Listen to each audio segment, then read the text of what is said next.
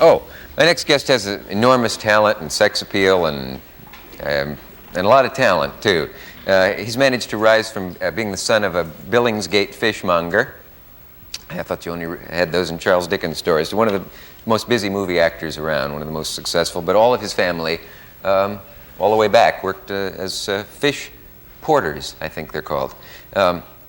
So he obviously started out with very little money and has become an immense success. In his latest film, X, Y, and Z, Z-E-E, he's married to Elizabeth Taylor and has an affair with Susanna York, and it's a strange way to make a living.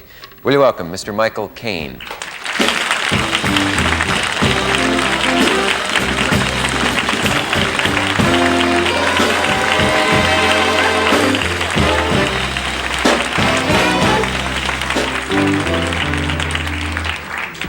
Good to see you, old man. Good to see you, Dick. Say, when people say, if somebody comes up to you and says, "You're my favorite movie that you were ever in," what title do you expect to hear? What usually happens? Alfie. Is it usually Alfie? Always, yes. Yeah. It's never the Ipcris File? Yeah, sometimes, but mostly it's Alfie. Because in a way, although I thought Alfie was good, Zulu is the one I could see over and over, and that was your first real film part. I don't even know if you think it was any good. Something about that movie really got me. Well, Zulu was okay, but the trouble was it was about the... it wasn't much of a success in America because it was about the wars, the colonial wars, the British Army and the Zulus, you know. And there's a lot of time it was black and white people slaughtering each other. Yeah. And by the time it got to America, nobody really wanted to know anything. It wasn't a great idea. The only thing is that I would say, in its defense, it was purely, from a British point of view, it was just about two armies fighting each other, and it was made in complete innocence. I didn't think it... And as you're very tall... I didn't think it had... What part of Africa does the Zulu come from? Northern South Africa. There's in the north of South Africa, there's a land which is all mountains, and the Zulus are farmers, and they're hill people. They're very big, tall men, and the Basutos are the people from the flatland who are little men. I don't know why that is. I suppose you have to get tall to see over the hills if you live in the mountains. I just liked it as an adventure movie. I mean, I didn't see it as it's a great adventure movie, but and I was rather sort of shocked at the reaction in America of say, for instance, people like Dick Gregory did a whole skit on it, you know, and which sort of ridiculed it, and it hadn't occurred to anybody in England about colour prejudice or anything. It was just the British Army has fought and lost to every army in the world. We didn't figure there was any difference to fight and lose to the Zulus. Had trouble everywhere else. We had trouble. We got a few. Yeah, we've even got some now. Yeah, Northern Ireland. Yeah, you got a fuel shortage going on. We managed to stay cheerful through trials and tribulations. Yeah.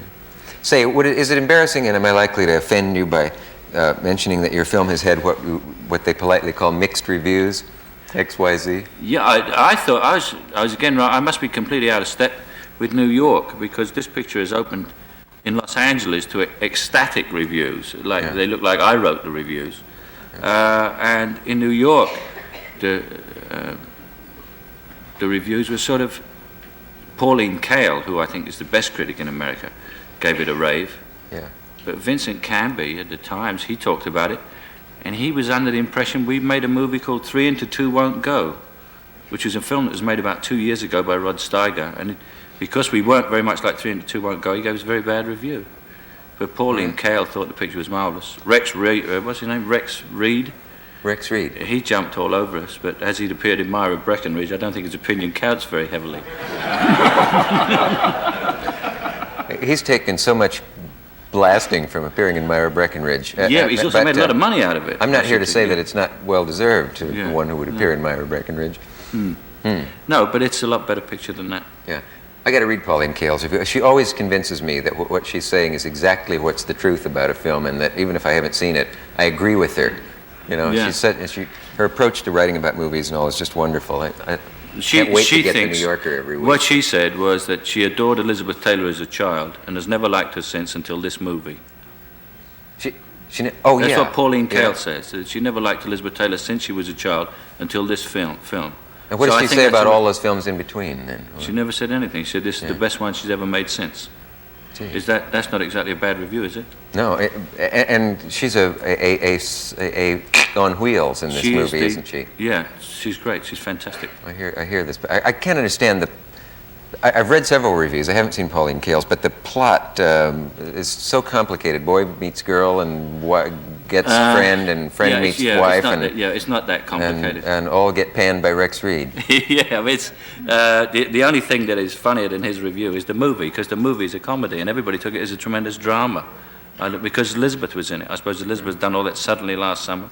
Butterfield 8, they just couldn't think of her as being funny, and she is great and very funny. I always liked her. And she speaks highly of me, I hear. Yeah, she does. She doesn't. Why she doesn't know I exist. We have to take a station break. We'll be right back.